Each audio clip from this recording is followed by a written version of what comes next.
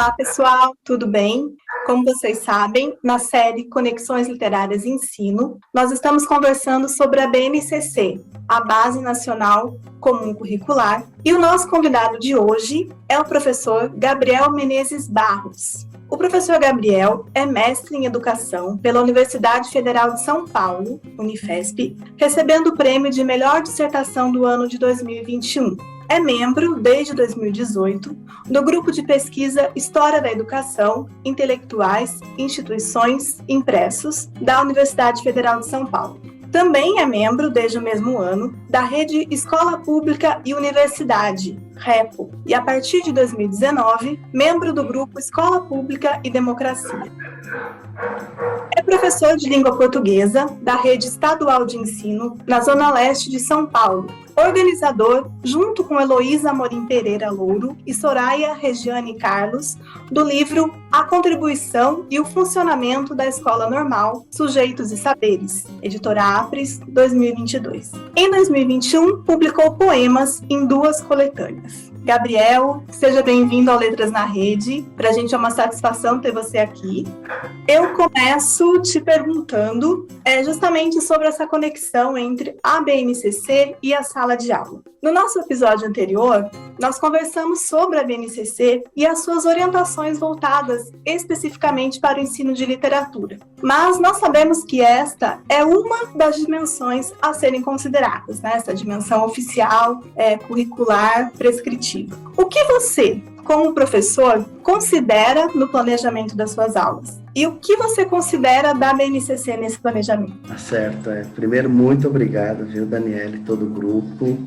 Mande meus abraços para todos por esse projeto.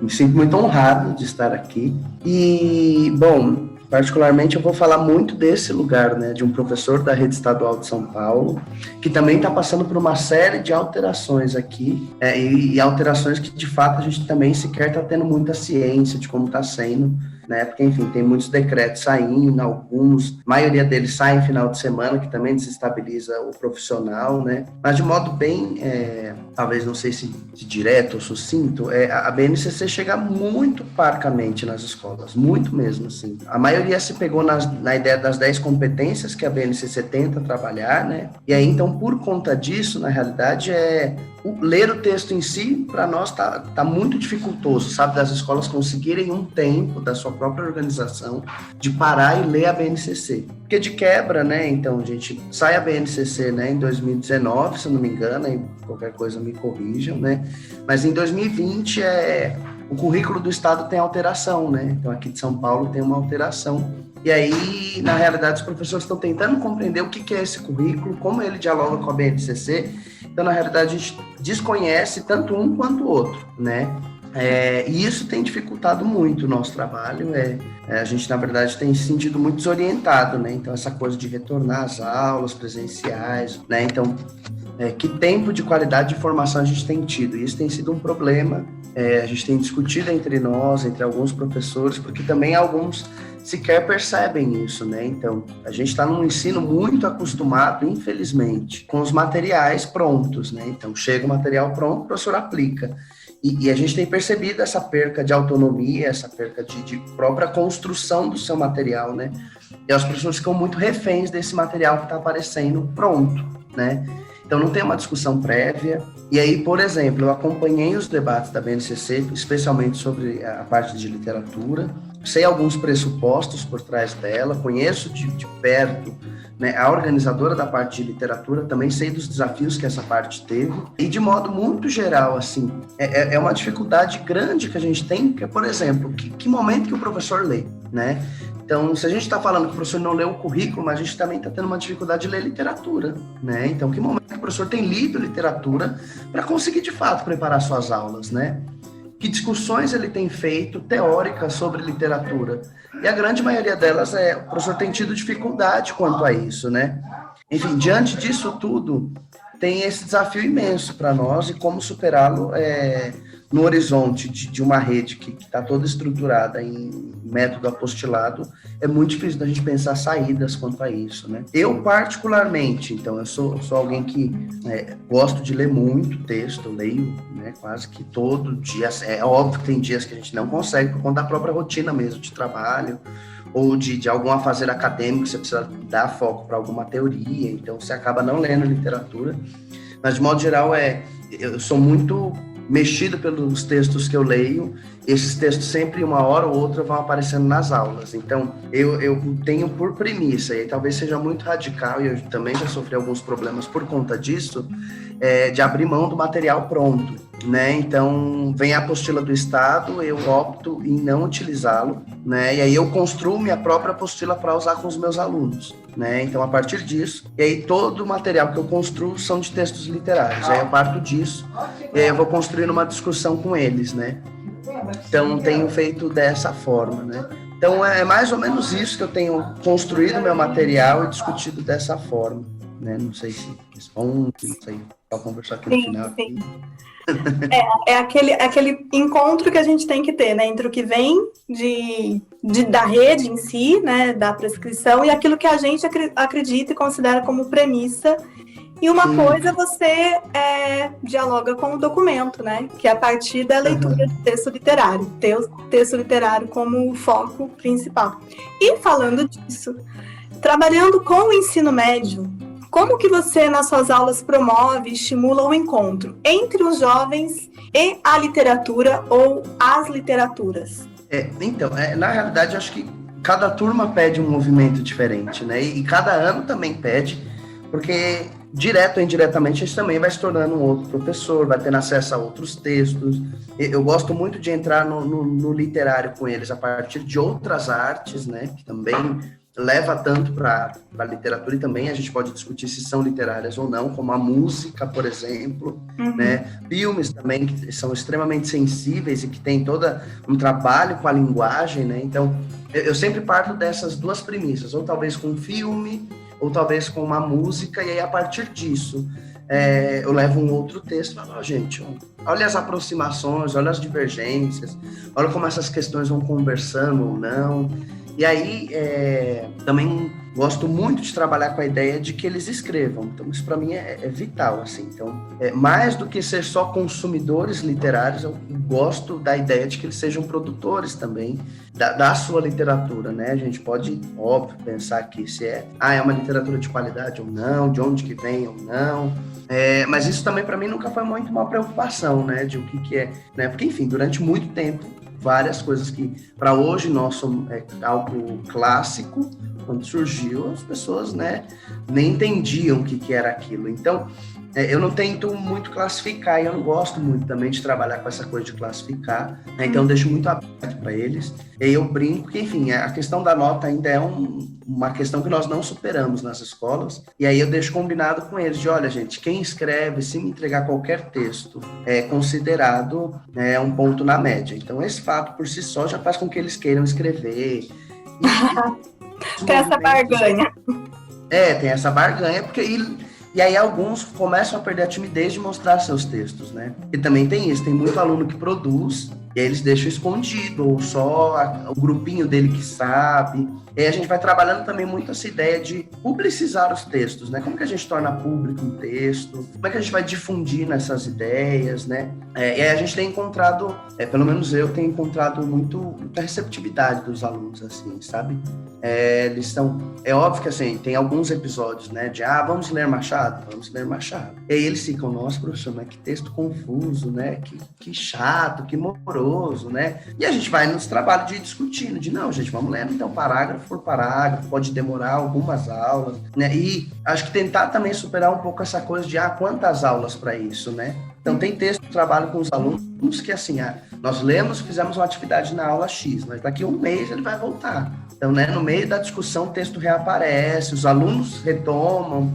Isso, para mim, é o mais importante, né? De o quanto ele consegue acessar aquele texto e o quanto aquele texto também permite não só com que ele compreenda o que é literário, mas que ele compreenda a sua própria realidade, né? Porque os textos, a literatura tem esse papel também, de discutir diretamente quem nós somos, né? Então, por isso que a gente fala que ela é atemporal e por aí vai.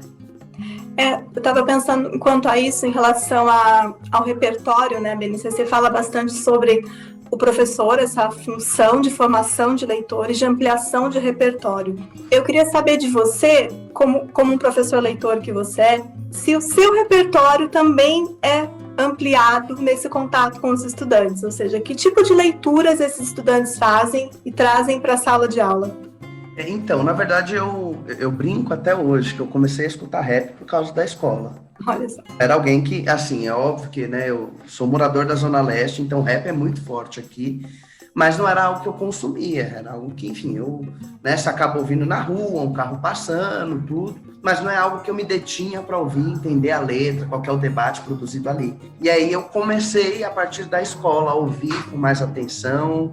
Então, por exemplo, as letras do Facção Central, né, do Eduardo Tadeu, que depois, né, sai do Facção Central e produz um disco solo, são excelentes, né, e tem um mega debate ali, tem discussões muito profundas, por exemplo, de Foucault ali, aparece Foucault nas músicas, né, e levar isso para a sala de aula também ressignifica muita coisa até para eles, né. Então, eu lembro que em algumas aulas eu levo Racionais para eles, né, eles cantam junto, porque eles conhecem aquilo. Eu falei, o que vocês entendem? Eles, professor, não sei. Eu, como assim não sabe? Vocês estão ouvindo? Né? Então, muito por conta dos alunos, eu comecei a ouvir esse estilo de música e também a modificar algumas coisas até mesmo do que eu pensava, alguns acessos mesmo, né? E aí, com isso vem, por exemplo, os slams, né? Então, sou muito... devedor a ir para o rap, para depois ir atrás do slam e conhecer essa poesia, tudo, enfim, já fiz até alguns trabalhos com poetas slammers nas escolas também, que foram muito produtivos, né, então esse universo vai ampliando, né, e aí também tem, por exemplo, a influência das plataformas digitais, né, então Netflix, e aí então tem os livros derivados, né, e aí tudo isso vai levando a gente também para essas leituras, ou se não propriamente a leitura daquele texto literário, uma leitura sobre críticas, e a gente também vai trabalhando com outro aspecto, né, de como é que o público vê a coisa, então sempre nesse diálogo, né, tentando ampliar o texto para além só do visual, né, indo para outras áreas também. Sim, muito bem interessante. Essa horizontalidade, né, na relação com os alunos, eu acho fundamental. Quando a gente fala que quer esse cidadão, esse aluno que produza, né, que não só consuma, que também produza. Então, eu acho que essa via de mão dupla, né, o professor leva, mas também o professor recebe do aluno, é fundamental para estabelecer essa comunidade de leitores e essa relação de confiança, né? Isso é bem interessante. Deixa eu só... lembrei aqui que uma época eu tive um terceiro ano, e assim, não foi por conta dos alunos, mas era por conta da disciplina mesmo, e de quando eu queria trabalhar com eles, na verdade, depois do modernismo, né? Porque, enfim, a escola termina com essa coisa, né? De, chegou no modernismo, acabou. E eu queria mais tempo. E eu quis ir além. E aí, acho que me propor esse desafio, e os alunos também precisarem disso, né? Foi muito interessante, porque eu conversei com o professor de história deles, eu falei, você vai chegar na época da ditadura? Ele falou, não consigo. Eu falei, então eu vou tentar. Não sou professor de história, obviamente, então vários sabem que se perca, mas eu vou trabalhar a partir dos textos, né? E aí, então, acho que foi em 2018, 2017, um ano que eu li muita literatura que surgiu na ditadura militar ou comentando sobre. E aí, então, preparar essas aulas também me leva a outros textos que talvez, né, na minha leitura por conta, eu não chegaria, né? E aí foi um episódio muito marcante para mim, assim, de como trabalhar esses textos em aula e como ressignificar nossa própria história, né, enquanto nação. Então foi bem importante, né? E, enfim, num momento mega delicado, né, 2017, aí, que pós-impeachment, né, o Brasil sem saber o que ia se tornar, né? Então foi... E aí eu tenho marcas disso até hoje, que esses alunos me procuram até hoje, falam, nossa, professor, lembra aquele texto? Lembra aquela música do Tom Zé que você levou para discutir ditadura? Então, a partir disso, a gente gera várias marcas bem indeléveis nele, sabe? Que interessante. Eu gostei muito de você ter compartilhado essa experiência e te pergunto se você tem mais alguma experiência, principalmente de prática, de produção do literário dos alunos, que você considera que atingiu o objetivo que você propôs, que você tenha se surpreendido com o resultado ou que não deu certo. Você se preparou, propôs, mas não rolou. Então, Teve uma época que eu fazia com os alunos uma produção literária no começo do ano, e a gente fazia um sarau dessas produções literárias, e aí outra no fim do ano. Até para eles mesmos perceberem como a ideia de qualidade do texto, né, vai modificando à medida que eles vão lendo também, né? Então, isso foi muito interessante, né? Acho que também foi no ano foi 2017, foi um ano que eu trabalhei muito essas questões, né, literárias em sala de aula. E aí os alunos, então, eles foram produzindo coisas que eles mesmos ficaram surpresos, assim, sabe? E aí também essa própria abertura da aula de, olha, gente, eu não vou definir quantas linhas, eu não vou definir se tem que ser um texto narrativo ou um texto, né? Fica muito à vontade para vocês. Façam o que vocês acharem que é importante e produtivo para vocês. E aí teve um aluno que falou, professora, não consigo produzir. Eu posso fazer um desenho? Falei, claro que pode, né? E aí o desenho, ela trouxe um desenho, só que no desenho ela trouxe uma frase. E aí essa frase, para mim, foi mais marcante, que era uma menina no espelho, se olhando no espelho, e ela dizendo, a frase era a seguinte, eu ainda não me descobri, ou ainda não me achei. E assim, essa frase para mim já é extremamente literária, é um mega ganho isso aparecer dela, né? Então, é toda essa reflexão de nós como consigo sintetizar quase uma vida em uma frase, né? Então, isso para mim é algum dos ganhos, né? Teve uma outra atividade que a gente fez a partir desses poemas que foram produzidos por eles, que a gente pendurou ao longo da escola inteira esses poemas. Então, a gente colocou um nylon e aí ficou bem bonito, porque passava o vento e ficava todo aquele movimento. E aí eu fui passando de sala em sala, né? Até para os alunos que eu não tinha, avisando eles que os textos não tinham nome, então isso é algo que eu trabalho bastante também, de não colocarem nome nos textos, até por conta da própria timidez deles, né? Alguns não querem aquilo que escreveu e tudo, né? Então, toda vez que eu peço alguma produção poética, a gente vai ler em conjunto, a gente vai dando texto um do outro e não precisa pôr nome, né? E a gente colocou na escola inteira esses textos, e aí eu passei de sala em sala falando, olha, a gente não tem nome para você também se sentir um autor desse texto, porque a partir do momento que eu leio um texto e ele me marca, ele é meu também, né? Eu vou levar ele para onde eu for, eu vou comentar com o outro, né? Acho que tem toda uma ideia do dialogismo, né, do Bakhtin, que é isso, né? O texto me completa, eu vou respondendo a esse texto, né, na minha própria vivência. E aí, o que foi muito interessante era que, assim, começou a criar um hábito de leitura na escola, de ler o texto do colega. Então, eu ia dar aula, eu me disse, professor, peraí, que eu chamo. Aí parava para ler um texto. Ficava, fica aí, né? Fica bem à vontade. Então, tem essas situações, assim, que são bem interessantes. Teve uma agora na pandemia, que não era nem o objetivo ser literário. Não tive, sabe, a ideia não era essa, era só. Eu propus uma atividade que eles ficassem em silêncio, né? E tentassem ficar 10 minutos quieto e depois sistematizar tudo que ele pensou. Né? Toda essa dificuldade, tô pensando 1000 coisas, como é que eu sistematizo isso? E aí apareceram relatos maravilhosos, assim, num nível muito bom mesmo, né? Eu tô até com 2 trechos aqui, não sei se eu posso ler. Pode sim. Então vou ler, porque assim, até para demonstrar mesmo a qualidade do que os alunos estavam pensando, né?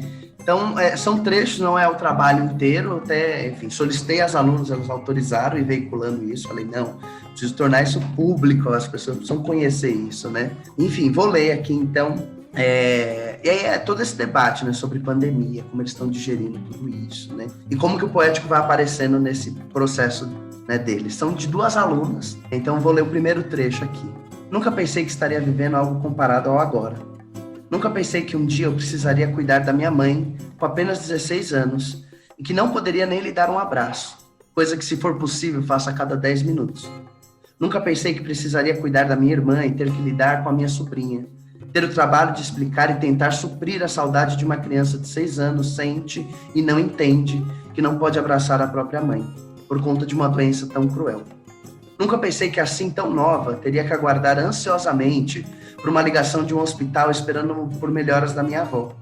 Nunca pensei que, assim tão nova, precisaria ser o porto seguro do meu pai, pois o mundo dele também está desabando. Nunca pensei que, mesmo assim, tão nova, teria tanta força para tantas coisas. Nessa madrugada, percebi que preciso ser forte, que não sou só eu ou o meu quarto que está uma bagunça, é que a vida, os pensamentos e tudo à minha volta também se encontram em uma grande bagunça. mas que está tudo bem, que uma hora tudo se ajeita, e basta ter fé e confiar que o melhor está por vir, e que talvez essa tenha sido o gás que me dá vontade de levantar todos os dias e recomeçar. Então esse é o primeiro trecho. Uau. Tem outro aqui, pode ler? Pode, por favor. Entre um dia mal dormido e outro, parei para pensar em meio a uma crise de ansiedade, a sensação de parecer estar morrendo e querer isso. Em meio à falta de ar e os soluços de um choro involuntário e sem sentido. Achei engraçado e ao mesmo tempo aterrorizante o que se passou em minha mente ao olhar para o enorme espaço branco do teto do meu quarto.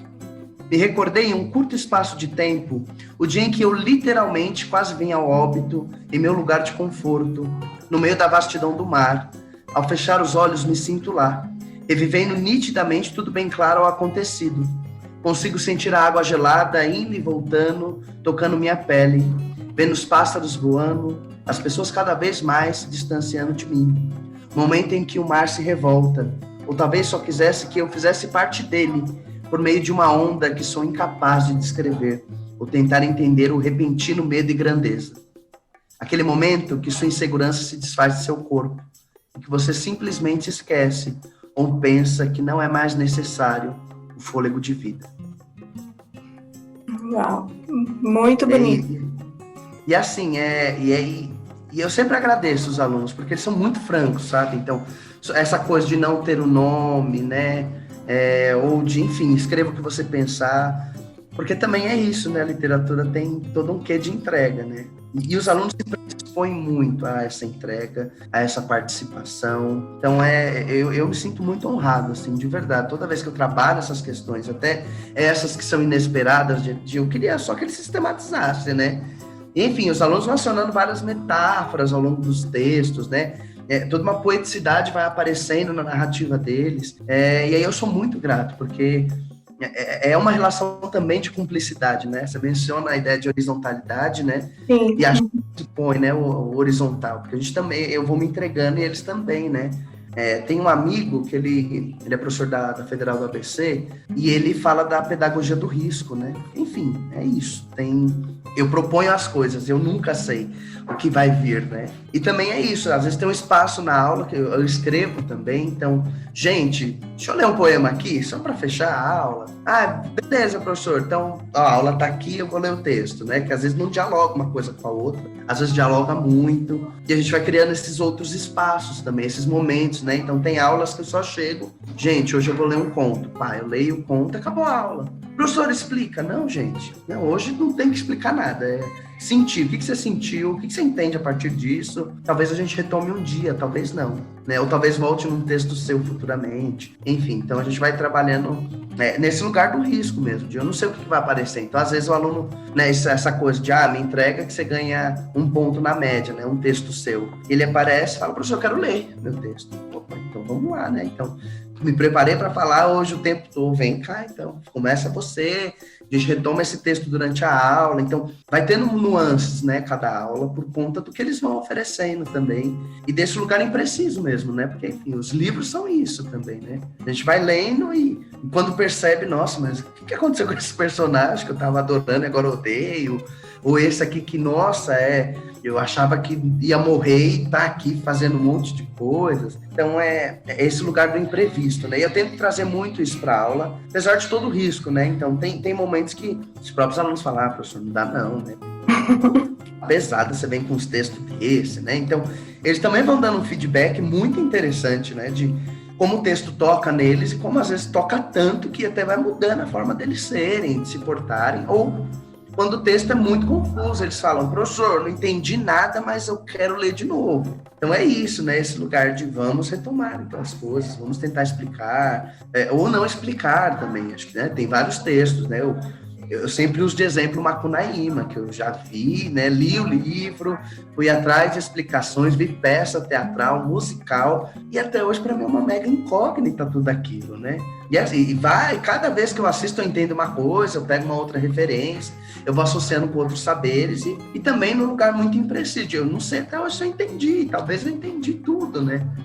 Eu tento propor muito isso para eles também, de olha, gente, não tem também certo e errado, né? A gente trabalha muito, a escola trabalha muito com a ideia de de dar respostas, né? E eu brinco muito com eles que a ideia é gerar dúvidas, gerar um lugar de, ó, não tá preciso isso aqui, gente. Vamos pegar isso aqui e vamos ver para onde vai, né? Vamos juntos, né? Então é isso que eu tenho tentado propor nas aulas. É muito interessante, né? A aula vira um espaço-tempo de suspensão, né? Das certezas, da subjetividade e um espaço de encontro, né? E você, na sua fala, mostra isso, encontro de você enquanto professor, dos alunos encontrando contigo e se encontrando, né? Se organizando internamente por meio da linguagem. É muito, muito interessante. Os alunos têm muito a ganhar com essa didática, forma de olhar para a sala de aula, para além do acúmulo de informações e das testagens e avaliações. Gabriel, eu te agradeço demais pela tua participação aqui, pela sua oportunidade de te ouvir e de compartilhar o seu fazer pedagógico, né? A sua forma de entender os alunos, a juventude e esse encontro com a literatura. Muito obrigada. Eu que agradeço, viu? Imensamente. Obrigado. Então, tá bom. Pessoal, nós ficamos por aqui. Até o nosso próximo episódio. Tchau, tchau. Um abraço. Ficou com alguma dúvida? Você pode deixar suas perguntas aqui nos comentários deste vídeo ou interagir com a gente nas nossas redes sociais. Todas as sextas trazemos novos conteúdos para você. Quer ficar por dentro de tudo? Aproveita e segue a gente. Você nos encontra em todas as mídias pelo @letrasnarede. Até mais!